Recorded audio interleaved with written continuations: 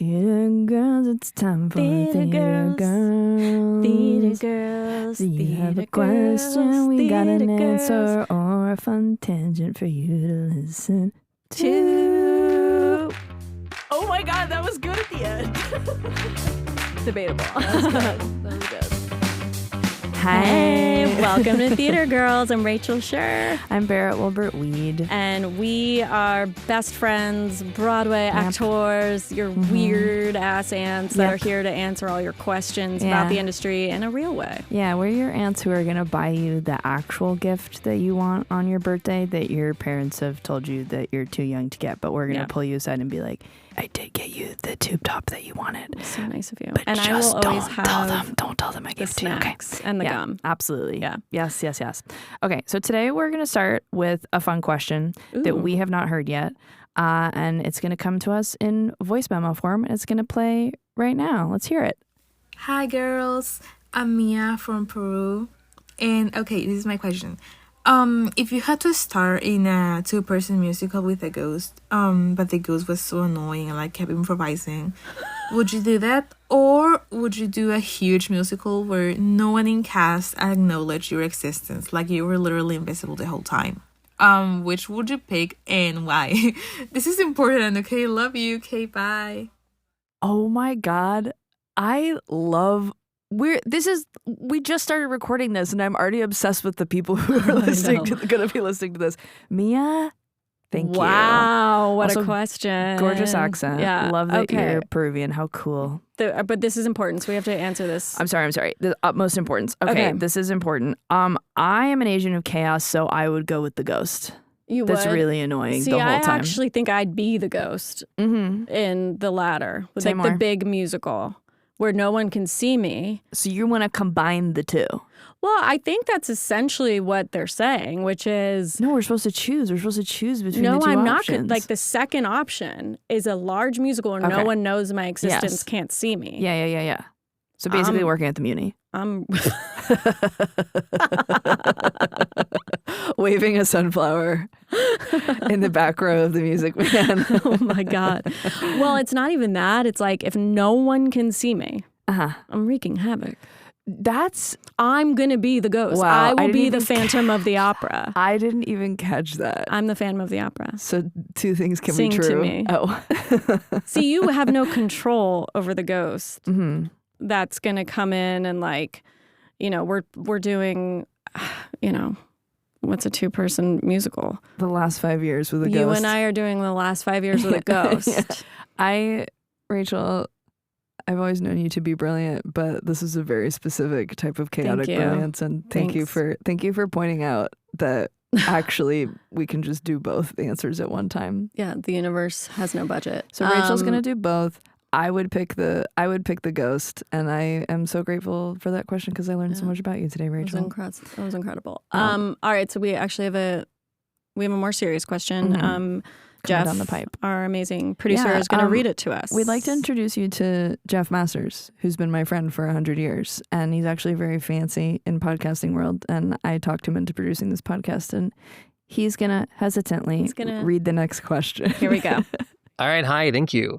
So this question came in and it says, how do I be better if I just feel like this is all I'll ever be? And that came from _STXNTN_. First of all, is the username Satan STXN? It is STXNTN. Wait. Satan, I don't want you to be better. I like you the way you are. Did we get a question from the devil? Spite us. Please don't curse me. I'm sorry, this is supposed to be a we love you, serious question.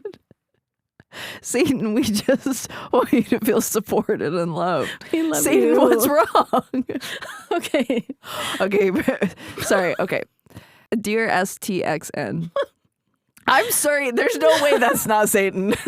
It is. The devil has found us in this podcast. The devil works hard. STXN works harder.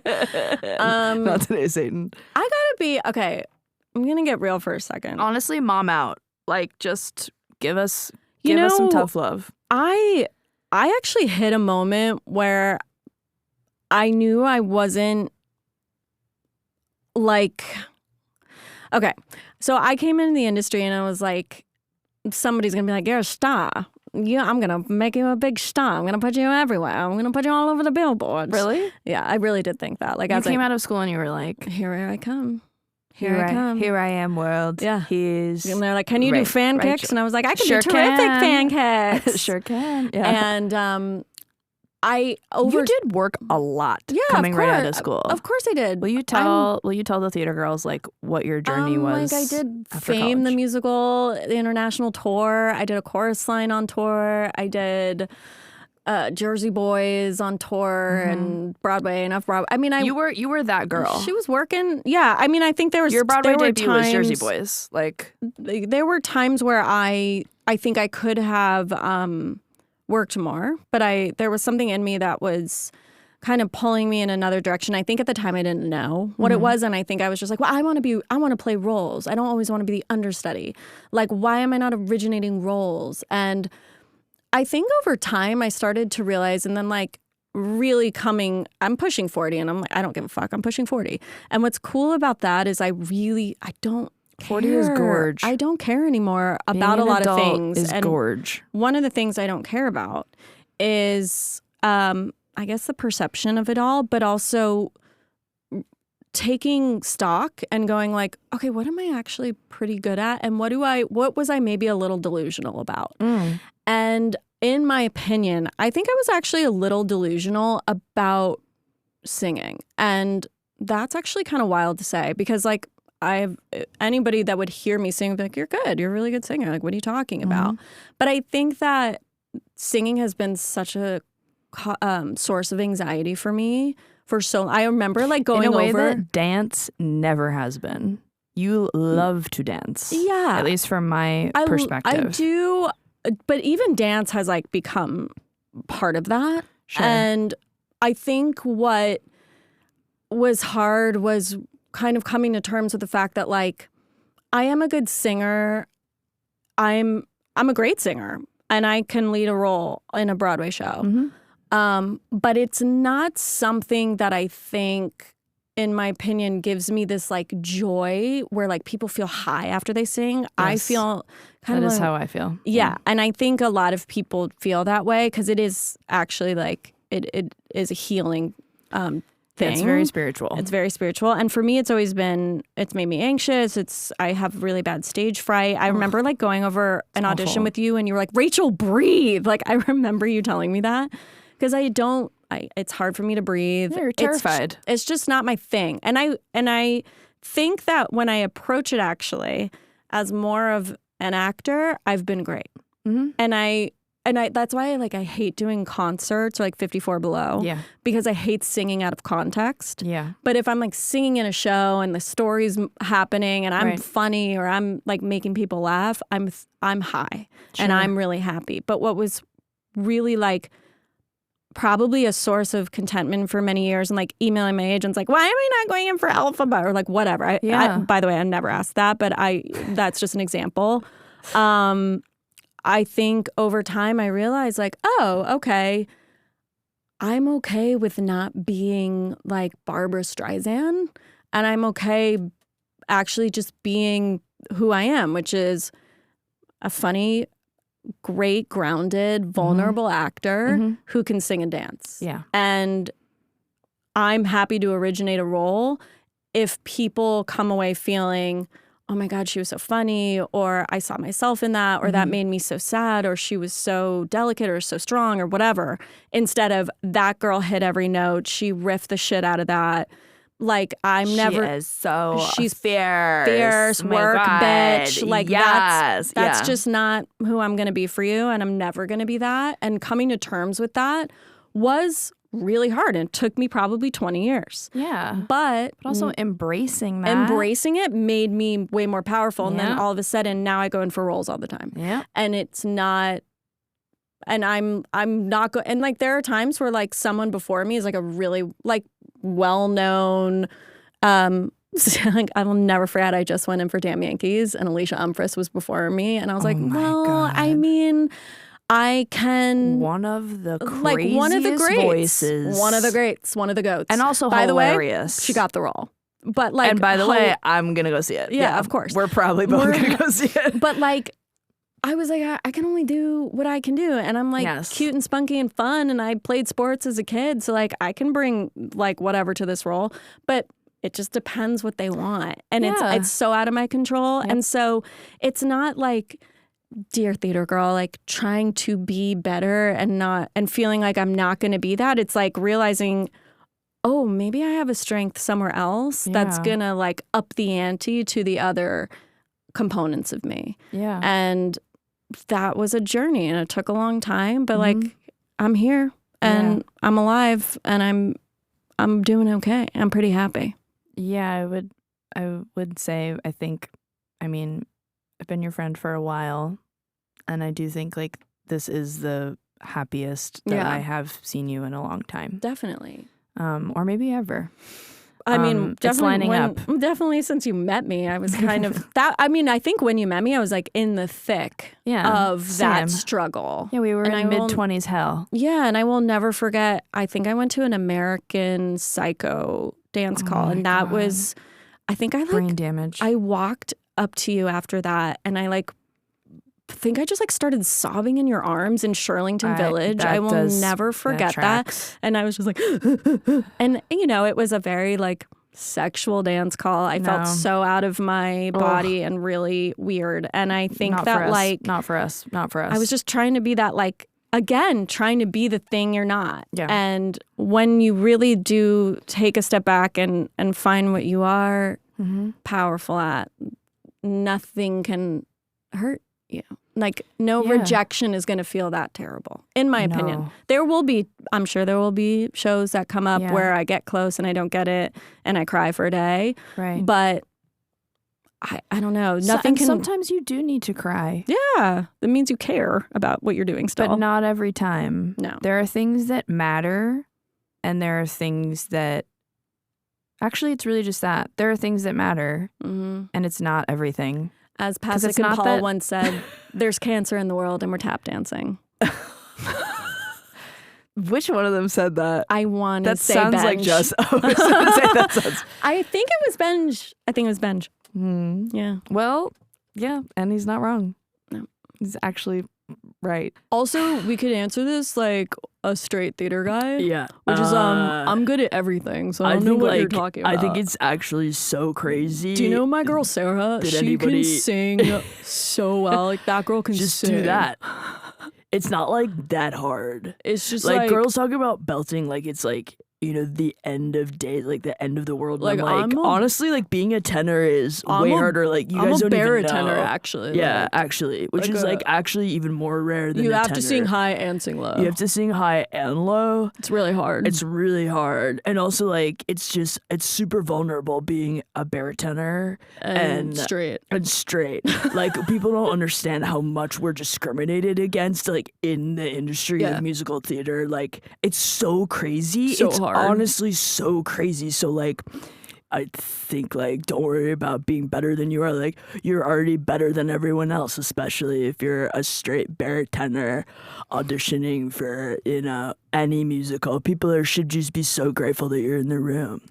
Anyway, that's, I think, my sincere answer to this question, which honestly strikes me as a very sad question, is what are we really talking about here? How do I be better if I feel like this is all I'll ever be? If you were here in the room with us, theater girl, I would say, sweetie, better at what? Right. Because this is a subjective industry.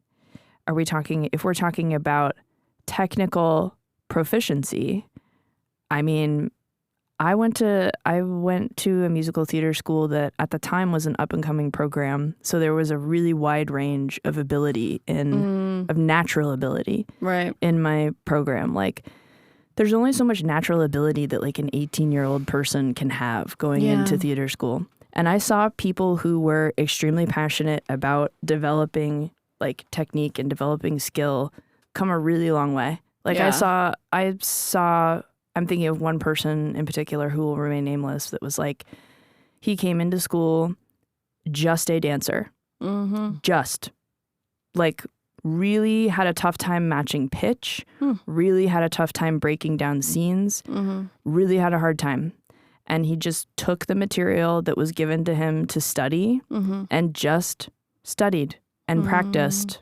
Just studied and practiced and studied and practiced. And by the end of our time at school, he had one of the most beautiful voices I have ever heard, and was an absolutely technically proficient actor. Because, like, I'm very into, I don't believe in, like, good acting, good singing, bad singing. I don't believe in that. I just believe in taste and technique. And you get technique by seeking out teachers who will help you to build a skill set. Yeah. And, like, you know, matching pitch is something you can practice. Some people struggle with it more than other people. Yeah. But in my time, I guess, kind of limited time, because I've never been a teacher full time, but in my time spent teaching, like, especially when you're teaching, like, really young students, like teenagers or early 20s, your brain is still developing. Right. So you have a little bit of a choice in how your brain develops. Yeah. Like, you have a choice in how it develops a little bit, a small percentage. So I think a big percentage, actually. Okay, let's say a big percentage. So if you... Well, now that they know this, you know that you have Yes. a choice in how your brain develops, that's a bigger percentage than small. And practice is everything. And finding valuable information you can learn from is everything. So if we're talking about technique, that's one thing. That's a whole separate thing. And that's just finding information, finding teachers, and practicing. Like, if anybody knew, I don't sight read. So, and I've tried to learn I can follow a score. Yeah. I can tell where I'm supposed to be. Right. But I don't play an instrument. I play very minimal guitar, and it's just me memorizing chords and being able to look at chords on a chord progression sheet and kind of fit them in. I would never play guitar in public. It is not for public consumption at all. Cool. I can pick things out by ear on a piano. I cannot sight read, like, at all, in order to learn music. I learn everything by ear. If people, I was going through my phone recently on, like, in my voice, my voice memo section, like my voice recordings, which is, like, that's what you learn when you're practicing music or at a rehearsal and you hit record. Right. I have all of these voice recordings of me learning music, and I kind of want to publish them, because if anybody heard what it takes for a person like me, who, I'm going to go out on a limb and say people generally regard me as, like, a proficient singer. You're all right. I'm okay. I can find my way. I can carry a tune. Yeah. Like, if people heard what it takes for me to learn a song that I've never heard before, they would be horrified. They'd be like, what is this? Like, it's bad. Like, when I first start out, it's bad, because I have to go through the process of learning something from absolute scratch, and it takes hours. It takes hours. And I just have to preface that with every music director I ever work with. I'm going to be like, you're going to be really worried for about 15 minutes when we're going through this, and it's just because I do not sight read, and you're just going to have to hammer these notes into my head for an hour. It's going to take an hour. But once it's in there, it ain't going away. It's in there. Yeah.